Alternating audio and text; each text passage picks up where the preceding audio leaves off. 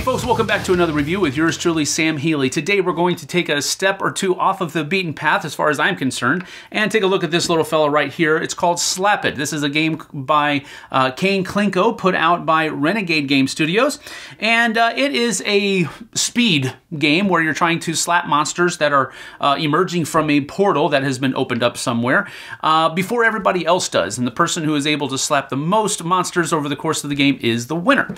Well, let's get down to the table. I'll show you how it works, and then we'll come back with some final thoughts in just a few moments. Let's get to it.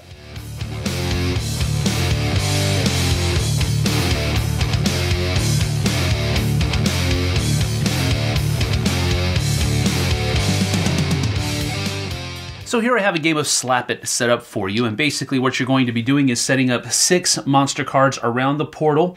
And for an easier game, you can set up 4 or 5 cards, like if you're playing with younger kids or something like that. Or for a more difficult game, you can set up 8 cards around the portal, whatever you'd like to do. But the basic rules is you set up 6, and then you have these 2 dice, and whoever is going to be the first person takes these dice and rolls them. Then you also have the deck of cards that are over here that's going to be used for refilling the monsters once somebody has collected one.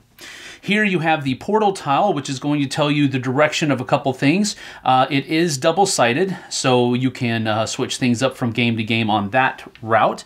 But basically what's going to happen is that one person is going to roll the dice, and then based upon the information you get from the dice, you're going to have to slap one of these monsters, and the first person that slaps the monster is going to be able to take that into their tableau, and it'll be worth 1 point for them at the end of the game. The game will end when there are only 2 monsters left around the portal. At that point, whoever has the most monsters is the winner. Now, the information that you're going to glean from the die is that, first of all, if it's this blue side with the big guy on it, it means the biggest overall blue monster. And then you also have, conversely, the smallest blue monster, the largest red monster, the smallest red monster, or the largest overall, or the smallest overall. So those are the different faces that are going to be on the monster die. The other die is the directional die. So first of all, if you roll something like this, and it's going to be the largest overall, and you simply slap the largest overall monster. But if it's something like this, then it's going to be the largest overall monster, and then you need to move 2 spaces away from it counterclockwise because of the direction of the portal here. If it were on this side, it would be clockwise, away from the largest overall monster. So the largest overall monster is this guy right here, and then you would have to go 1, 2, and slap this guy. All right, but let's say it's something like this. Then you're going to go with the largest red monster, which is also this one, and go counterclockwise 2 spaces, 1, 2, and slap this one. All right, so that's what you're going to be doing, and it is a speed game. The first person to slap the monster is the one that is able to take it. If 2 people slap the monster at the same time, then you simply redo the round. Additionally, you cannot slap one monster, realize you've made a mistake, and then slap the right one. Once you've slapped one monster, you're done, and you cannot slap another. So basically, you know, somebody would roll in, so we have the largest overall, which is this one, and 1 over. So you would slap over here, and then if I was the fastest one, I would take it and put it in front of me, and then another one would be revealed to go with it. And then a die is rolled again, and so we have the largest, and then 1, 2, boom, okay? And then whoever took that would be able to take it and put it into their tableau. And then another one is refilled, and so forth and so on, until, like I said earlier, there are only 2 monsters left around the portal. And then everybody counts up the monsters that they've gotten over the course of the turn or the round, and whoever has the most monsters in front of them is the winner. Now, there is a slap happy variant in that what will happen here, let's say that I have 2 monsters in front of me. The slap happy variant basically is like giving people a handicap. You can apply that rule to everybody, or you can just apply it to the people who are clearly better or faster at slapping the monsters than everybody else is.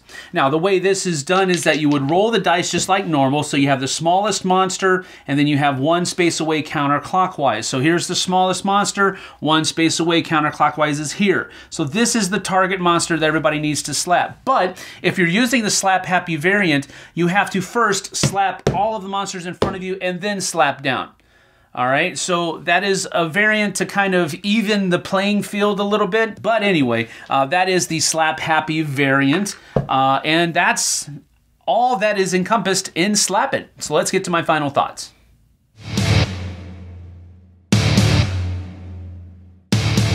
So that's about that for Slap It. Now, I'm not one that usually likes fast, speed-driven games where I have to slap something on the table faster than somebody else because it's just not my kind of game. And so with that having been said, you might be asking me, at least in your mind, or you're yelling it at the screen, then why have you reviewed this game? Then why are you reviewing this game? Well, it's because, first of all, part of my philosophy on reviewing games is quite simply, you got to review whatever comes across your plate, It's not just...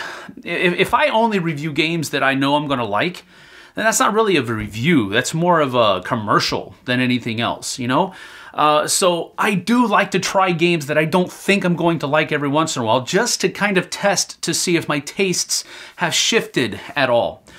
So with that having been said, hopefully that's a little bit of a disclaimer on why I'm reviewing this game. This is clearly not within my cup of tea. I have to say that this is not doing it for me, so to speak. My tastes have not shifted.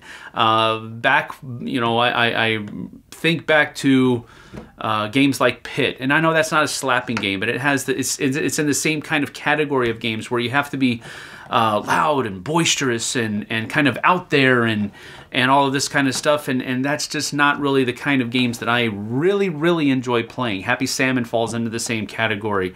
The one that Jason really had fun playing with during the retreat, dude. That's also not there. I just don't like those fast-paced games, partially because I'm not good at them. I'm not good at them at all. My brain just doesn't process the information as quickly as other people around the table.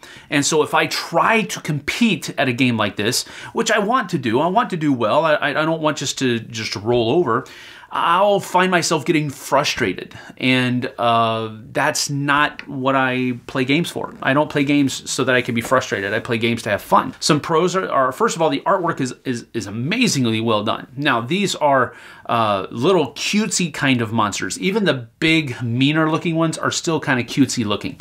And I think that's good for the level of audience that this is going for. This is definitely going for a family weight and kids game audience. And that's, I think, where they've kind of really hit their stride as far as the artwork is concerned, because you have little cute ones like this, but then even the big monster guy like this, he's still pretty cool looking. He's not going to cause nightmares or anything like that, at least not for kids that I think are going to be enjoying this game. But then you have other ones that are like this, where they're monsters, yeah, but they're like Monsters, Inc. monsters. It's not nightmare juice as far as that's concerned. So I like that.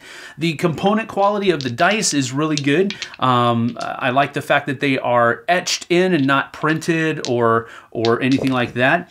I like the idea of having a double-sided a portal, so you can kind of switch up that type of stuff. The card quality is all good as well, so artwork and components, that's all great. The only really kind of weird thing is the box that it comes in. It's this cylinder cone, well, not cone, but it's this cylinder shaped box. So well, that was not really correct. A cylinder shaped box, cylinder shaped container, that's a better, but you get the idea.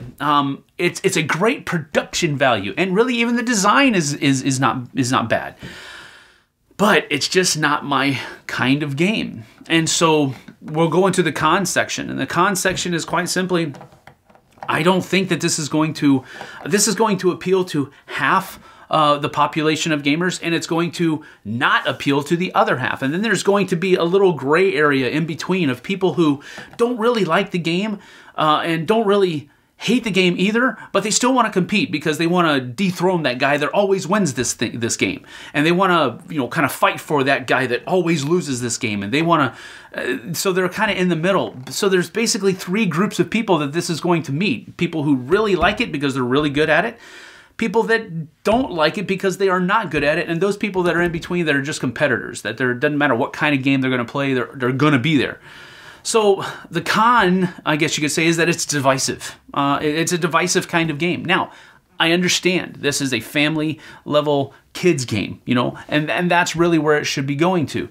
But that doesn't mean that adult gamers can't play it. So I'm kind of trying to take the big picture look here. I just don't like slapping games either. I think that it's too...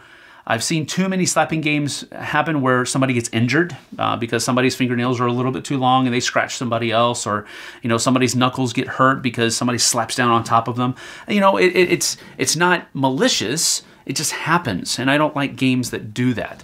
So that's it from me. I'm going to give this one a 4 out of 10. That's particularly for me. I just don't like these games really at all, but I understand that other people are going to like it, and the component quality is good, the artwork is good, so there is some good stuff there. So the 4 is really based only upon the quality production that the game has. As far as gameplay is concerned, it's a hard pass for me on this one. So hopefully you understand that. I don't want to be too mean, but I did not like this game at all. I do want to be clear. Thanks for joining me. I certainly appreciate it, and we'll see you guys and gals on the flip side. Take care now.